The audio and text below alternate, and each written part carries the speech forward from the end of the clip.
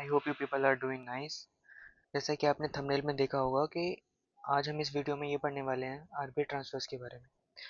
हर साल RBI central government को कुछ पैसे ट्रांसफ़र करती है।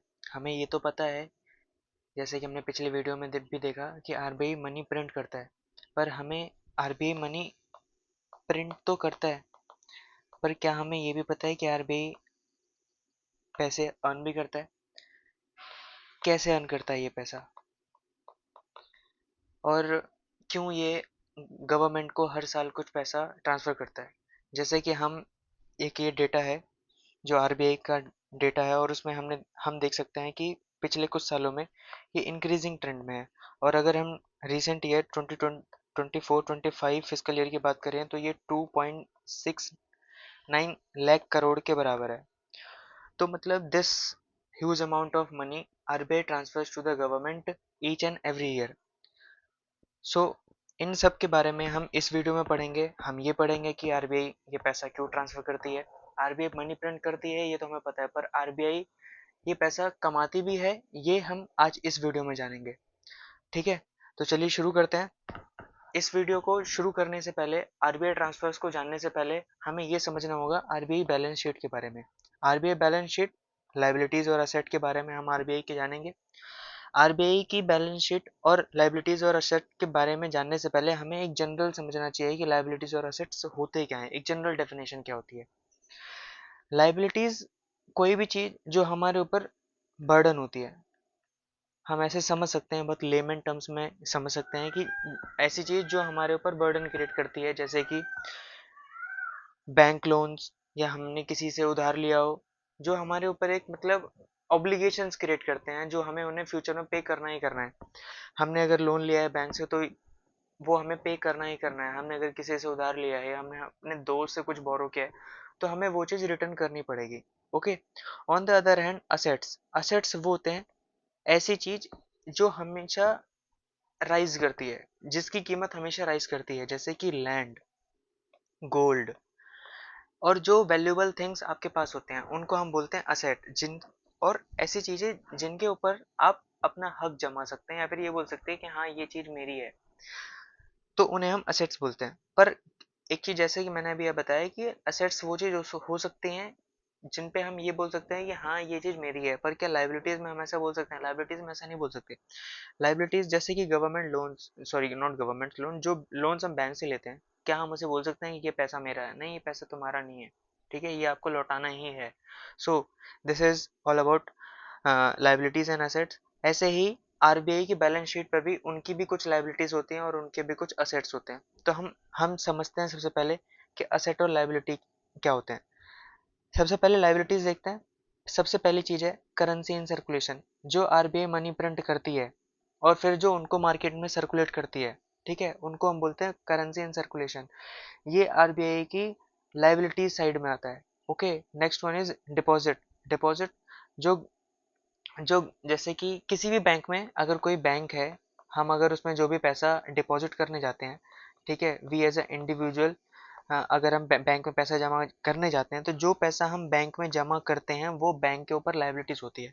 सिमिलरली आरबीआई के पास भी कुछ डिपॉजिट्स होते हैं, जैसे गवर्नमेंट के डिपॉजिट होते हैं, बैंक डिपॉजिट होते हैं, जैसे कि सीआरआर, कैश रिजर्व रेशियो के थ्रू जो डिपॉजिट किए जाते हैं, और फॉरेन सेंट्रल बैंक के जो डिपॉजिट होते हैं आरबीआई के पास, इन सबको डिपॉजिट्स बोलते हैं। Next one is borrowing from the banks, और जो आरबीआई बोरो करती है बैंक से रिवर्स रेपो रेट के थ्रू, ठीक है, या फिर और अदर मैकेनिज्म के थ्रू, इनको हम बोलते हैं borrowings of the from banks. ठीक है, अब एक चीज मैं आपको ये समझाना चाहता हूँ कि ठीक है, हमने लाइबिलिटीज पढ़ लिया, हम आगे समझते हैं। फिर असेट समझते हैं। असेट्स में सबसे पहले आता है फॉरेक्स।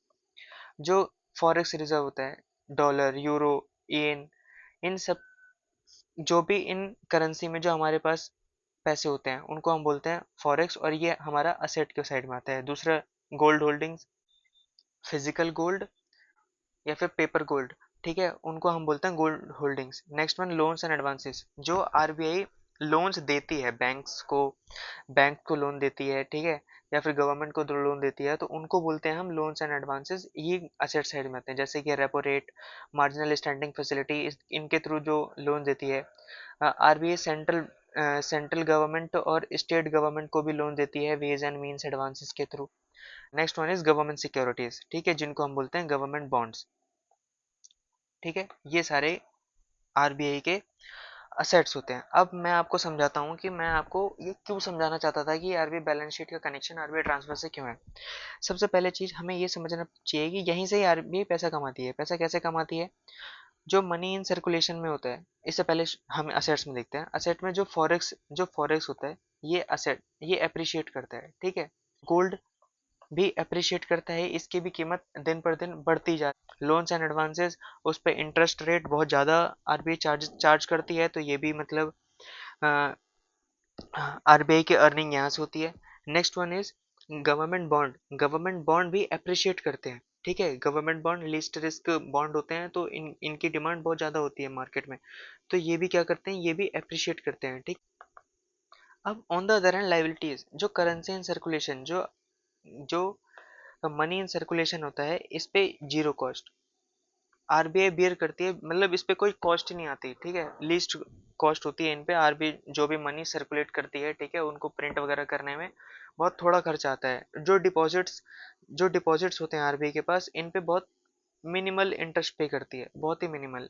और जो बोरोविंग फ्रॉम द बैंक्स होते हैं, इनको भी उनको मिनिमल इंटरेस्ट रेट पे करना पड़ता है। तो अब हम जब यहाँ पे देख रहे हैं कि यहाँ पे जो असेट साइड में एवरीथिंग इज अप्रिशिएटिंग और उन पे जो है इंटरेस्ट इंक्रीज ही हो रहा है, पर on the other hand liability side RBI को बहुत मिनिमल कॉस्ट बेयर करना पड़ता है, ठीक है। तो लाइबिलिटीज आरबीआई की बहुत थोड़ी सी होती हैं और असेट्स बहुत ज़्यादा, मतलब बहुत ज़्यादा भी होते हैं, और वो इंक्रीज होते रहते हैं day by day. So from here RBI earns money. ये असेट जो अप्रिशिएट करता है, इससे आरबीआई को पैसा मिलता है, ठीक है। अब ये जो पैसा है, इसमें क्या होता है कि आरबीआई कुछ चंक अपने पास रख के वो गवर्नमेंट को ट्रांसफर कर देती है। कुछ चंक अपने पास क्यों रखती है? जो उसके जो डेली जो मतलब खर्चे होते हैं, मेंटेनेंस कॉस्ट वगैरह होती है, स्टाफ की सैलरी वगैरह, पेपर इंक वगैरह, इन सब की कॉस्ट को हटा के वो आरबीआई को RB sorry central RBI central government को ये पैसा ट्रांसफर कर देती है, ठीक है। ये हमने बैलेंस शीट के बारे में समझा। अब हम एक चीज और देखते हैं कि ये जो आरबीआई पैसा अर्न कर रही है, ठीक है, हाँ, असेट्स पे जो पैसा आरबीआई अर्न करती है, ये एक्चुअली ना आरबीआई का इंटेंशन नहीं होता कि पैसा वो कमाए। आरबीआई का इंटेंशन बिल्कुल भी नहीं होता। RBI income is not intentional, it is incidental to its operation. सबसे पहली चीज हमने ये बात सुनी कि it is not intentional but incidental, incidental to its operation. अभी मैं अच्छे से समझाता हूँ कि मैं ये बात क्यों बोल रहा हूँ।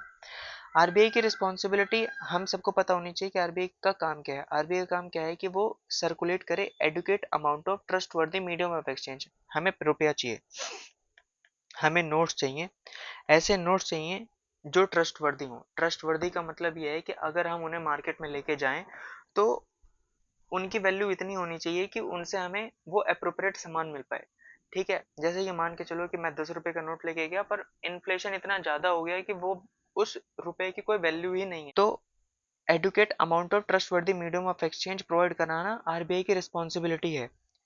अब यहाँ पे दो वर्ड है, एडुकेट एंड ट्रस्टवर्दी। इन दोनों के मतलब अलग हैं, इन्हें समझना पड़ेगा। Adequate and trustworthy medium of exchange. सबसे पहले एडुकेट, एडुकेट का मतलब appropriate amount of money market में होना चाहिए, ठीक है, जिससे कि हमारी ग्रोथ सफर ना हो। Growth does not suffer due to lack of money. So RBI must provide adequate amount of money in the market. Next one is trustworthy. जैसे कि मैंने आपको 10 रुपए का नोट का एग्जांपल बताया, ट्रस्टवर्दी का मतलब इन्फ्लेशन डज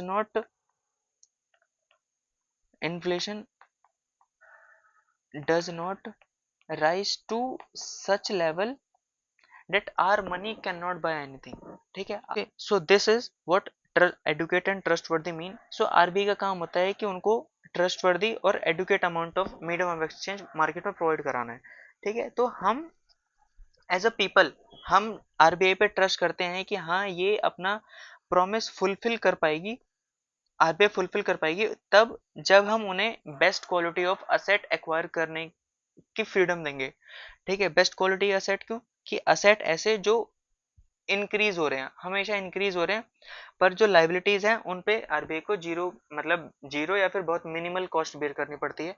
तो लाइबिलिटीज पे बहुत थोड़ा कॉस्ट और असेट पे बहुत ज्यादा कॉस्ट। ठीक है, तो लाइबिलिटीज जैसे कि मैं हर बार बार बोले जा रहा हूँ, जीरो कॉस्ट बेयर करनी पड़ती है। तो हम वी पीपल अलाउ आरबीआई कि वो जीरो कॉस्ट या फिर मिनिमल कॉस्ट इनकर करे अपनी लाइबिलिटी पे, प्लस में असेट पे वो ऐसे असेट एक्वायर करे जो हमेशा अप्रिशिएट हो रहे हैं या फिर राइज हो रहे हैं। क्यों? क्योंकि अगर असेट ऐसे होंगे जो राइज हो रहे हैं तो हमारे जो नोट्स हमारे पास आ रहे हैं उनकी वैल्यू इंक्रीज होती जाएगी। ठीक है, हमारा रुपया स्ट्रांग होता जाएगा। ठीक है, तो ये हमने समझा कि हम लोग अलाउ करते हैं आरबीआई को कि वो इनकम अर्न करे। So it is not intentional, RBI का इंटेंशन नहीं है कि वो पैसा कमाए। ठीक है, बस ये कहानी यहाँ पे समझनी थी कि आरबीआई पैसा कैसे कमाती है और हम उन्हें अलाउ करते हैं या फिर वो क्यों कमाती है। ठीक है, फिर इसके बाद हम यहाँ पे देखते हैं कि जैसे कि मैंने बताया कि हर साल आरबीआई कुछ पैसा सेंट्रल गवर्नमेंट को ट्रांसफर करती है। ठीक है, सरप्लस जो होता है उसको ट्रांसफर करती है। अब कितना सरप्लस ट्रांसफर करना होता है, ठीक है, ये कैसे पता चलेगा? तो 2017 में बिमल जलान कमेटी आई थी। ठीक है, इन्होंने एक इकोनॉमिक कैपिटल फ्रेमवर्क दिया। क्या दिया? Economic capital framework. इसके अंडर इन्होंने ये बताया कि आरबीआई कुछ पैसा कंटिजेंसी पर्पस के लिए रख के बाकी पैसा गवर्नमेंट को ट्रांसफर कर देती है। कुछ पैसा कंटिजेंसी पर्पस मतलब जैसे कि जो इनके असेट्स हैं वो फ्यूचर में हो सकते हैं कि वो डेप्रिशिएट कर सके करें, या फिर कुछ बोरोवर हैं वो मे बी डिफॉल्ट हो जाए। ठीक है, तो इन सब सिचुएशन को ध्यान में रखते हुए कुछ पैसा आरबीआई अपने पास रखती है, जो भी असेट्स है उन्होंने अर्न किया है, रेस्ट ये सेंट्रल गवर्नमेंट को ट्रांसफर कर देती है। ठीक है, ये उसको तो सरप्लस। अब ये इसे बोलते हैं हम surplus transfer to the RB central government every year. I hope you people are able to understand. So now we will look for the PYQs which UPSC has asked in previous year on the same topic which we have written in this video. सबसे पहला question है, 2019 में UPSC ने एक question पूछा हुआ था।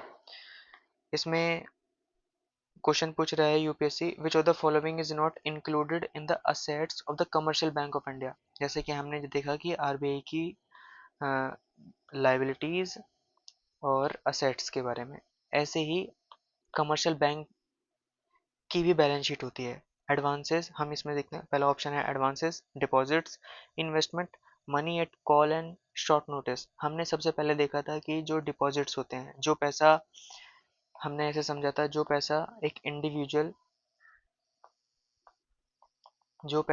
Individual bank में डिपॉजिट करता है वो बैंक की लाइबिलिटीज होती है। ठीक है, तो answer is deposit. Next is 2021 में एक क्वेश्चन आया था आरबीआई के ऊपर। मैं आपको एक बार बता दूं कि आरबीआई का फॉर्मेशन 1935 में हुआ था और आरबीआई एक्ट ऑफ 1934 के तहत हुआ था। और इनके जो फॉर्मेशन आरबीआई एक्ट 1934 के थ्रू हुआ था, और जो इनके जो फंक्शंस होते हैं, RBI functions according to the B R act of 1949। 1949 इससे बोलते हैं बैंक रेगुलेशन एक्ट 1949। ओके, तो this question of 2021 it is asking, तीन स्टेटमेंट दी हुई हैं। पहला स्टेटमेंट है, governor of RBI is appointed by the central government. Certain provisions of the constitution of India give the central government the right to issue direction to the RBI in public interest. The governor of RBI draws his power from RBI act.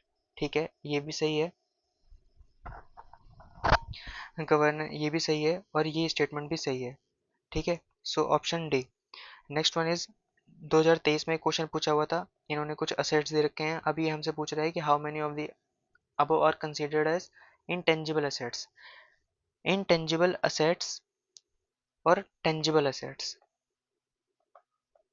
intangible assets वो होते हैं जिनको हम touch नहीं कर सकते, या फिर और टेंजिबल असेट्स होते हैं जो हार्ड थिंग्स होती हैं जिनको हम टच कर सकते हैं। जैसे कि मैं अगर एग्जांपल दूं कि ये हमारा कंप्यूटर है, ठीक है, कंप्यूटर के अंदर एक एप्लीकेशन है, सॉफ्टवेयर पड़ा हुआ है, तो जो सॉफ्टवेयर है ये इंटेंजिबल असेट होगा और ये जो कंप्यूटर है ये टेंजिबल असेट होगा। ठीक है, जो अंदर का सॉफ्टवेयर है वो इनटेंजिबल है क्योंकि उसे हम टच नहीं कर सकते। So now the question is asking which of the following assets are considered as intangible assets.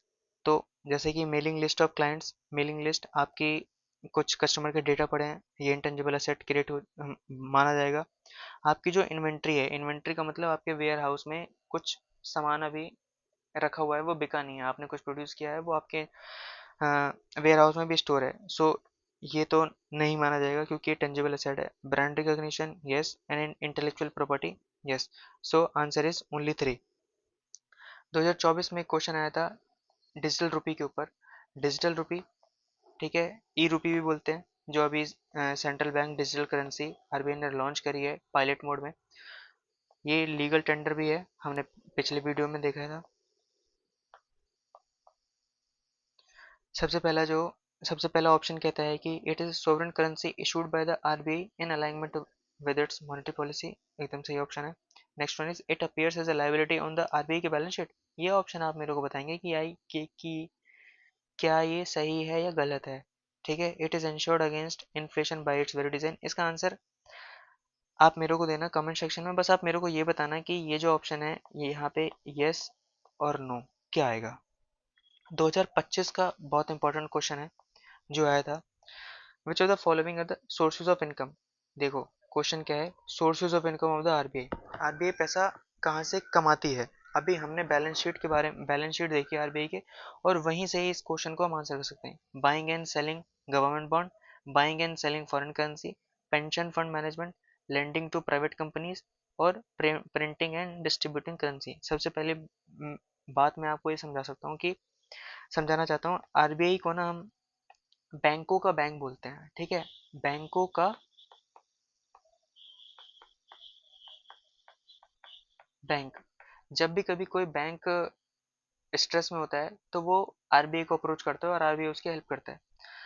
दूसरा, आरबीआई को हम ऐसे ही बोलते हैं लेंडर ऑफ लास्ट रिजॉर्ट। ठीक है, जब भी सेम चीज है जो मैंने बैंकों का बैंक बताया और इसमें जो lender of last resort, same definition है दोनों की। यहाँ पे जो फोर्थ ऑप्शन देखिए इसमें लिखा हुआ है कि lending to the private companies. RBI does not lend to the private companies, RBI lend only to the banks only. ठीक है, जितने भी कमर्शियल बैंक है इंडिया में उनको लैंड करती है गवर्नमेंट, सॉरी आरबीआई। तो फोर्थ ऑप्शन करेक्ट है। फोर्थ ऑप्शन को हम हटा के देखते हैं यहाँ से, ये दो ऑप्शन चले गए, 1 2 एंड 5 एंड 1 एंड 2। तो 1 एंड 2 तो करेक्ट होंगे। Buying and selling government bonds, buying and selling foreign currency. हमने देखा था फॉरेन करेंसी जो फॉरेक्स रिजर्व आता है वो आरबीआई की असेट के असेट साइड आता है। नेक्स्ट जो फिफ्थ स्टेटमेंट है, printing and distributing currency. Yes, ठीक है, तो these all are the sources where the RBI earns money and the option D is correct.